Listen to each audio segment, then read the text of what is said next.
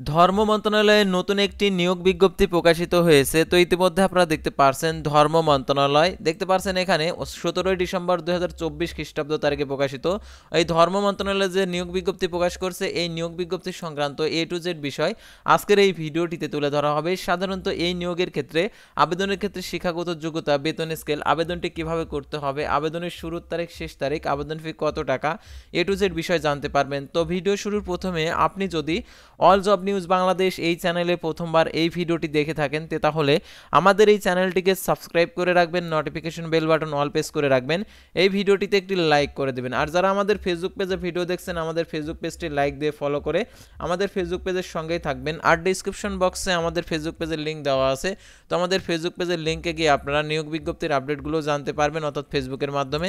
তাছাড়া জরুরি প্রয়োজনে হোয়াটসঅ্যাপ এবং ইমো নাম্বার দেওয়া রয়েছে, আপনারা যোগাযোগ করতে পারেন, অথবা আমাদের ফেসবুক পেজের যে মেসেঞ্জার অপশন রয়েছে মেসেজের মাধ্যমে নিয়োগ বিজ্ঞপ্তি সংক্রান্ত এ টু জেড বিষয়ে জেনে নিতে পারেন।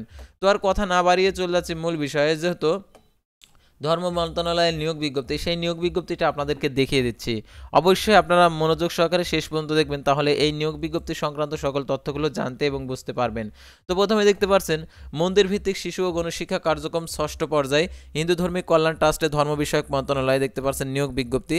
ধর্ম বিষয়ক মন্ত্রণালয়ের আওতাধীন সংস্থার হিন্দু ধর্মীয় কল্যাণ ট্রাস্ট কর্তৃক বাস্তবায়নাধীন মন্দির ভিত্তিক শিশু ও গণ শিক্ষা কার্যক্রম ষষ্ঠ পর্যায়ে শীর্ষক প্রকল্পের আওতায় সম্পূর্ণ অস্থায়ী ভিত্তিতে প্রকল্প মেয়াদকালীন ডিসেম্বর 25 নিম্নোক্ত ডিসেম্বর 2025 পর্যন্ত নিম্নোক্ত পদ সময় পূরণের নিমিত্তে প্রকৃত বাংলাদেশি নাগরিকদের নিকট হতে দরখাস্তের আহ্বান করা যাচ্ছে।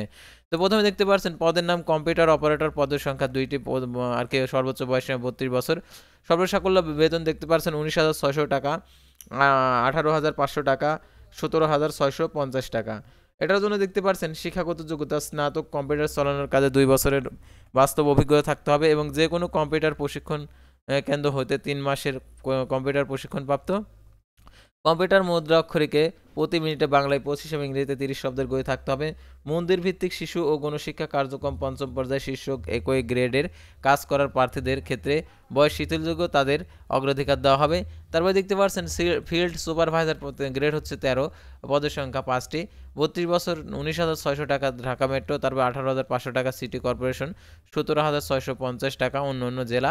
তো স্নাতক ডিগ্রি মোটর সাইকেল চালানোর অভিজ্ঞতা মন্দির ভিত্তিক শিশু ও গণশিক্ষা কার্যক্রম পঞ্চম পর্যায়ে শীর্ষক প্রকল্পের কাজ করার প্রার্থীদের ক্ষেত্রে বয়স শিথিলযোগ্য তাদের অগ্রাধিকার দেওয়া হবে।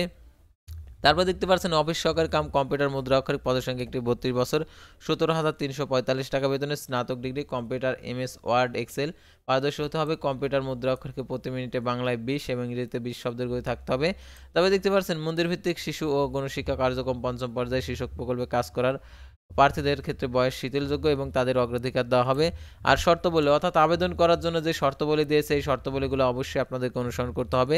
জনপরিবহন মন্ত্রণালয় নির্ধারিত ফর্মে প্রকল্প পরিচালক মন্দির ভিত্তিক শিশু ও গণকল্যাণ কার্যক্রম ষষ্ঠ পর্যায়ে প্রথম আয় পরিবাগ আর কি শহরবাগ ঢাকা আবেদন বরাবর আবেদন করতে হবে। আবেদন ফর্ম জনপরিবহন মন্ত্রণালয়ের হিন্দু ধর্মিক কল্যাণ ট্রাস্টের থেকে ডাউনলোড করা যাবে। আবেদনপত্র আগামী 1/1/2025 খ্রিস্টাব্দ তারিখে অফিস চলাকালীন সময়ের মধ্যে মন্দির ভিত্তিক শিশু ও গণশিক্ষা কার্যক্রম ষষ্ঠ পর্যায়ে শীর্ষক প্রকল্পে হিন্দু ধর্মিক কল্যাণ ট্রাস্টের দেখতে পাচ্ছেন এখানে পরিবাগ সহবাগ ঢাকা 1000 ঠিকানায় জিপিই রেজিস্ট্রি ডাকযোগে অবশ্যই পৌঁছাতে হবে। নির্ধারিত সময়ের পর আবেদনপত্র গ্রহণযোগ্য নয়।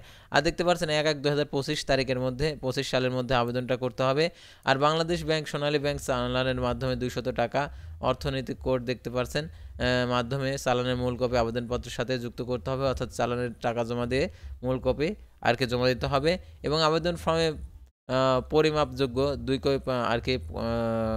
কপি ছবি এবং আবেদনকারীর বর্তমান ঠিকানা সম্বলিত যোগাযোগের সম্বলিত 10 টাকার অব্যবহৃত ডাক টিকিট 4.5 ইঞ্চি 9.5 ইঞ্চি সাইজের একটি ফেরতখাম আবেদনপত্রের সাথে যুক্ত করতে হবে।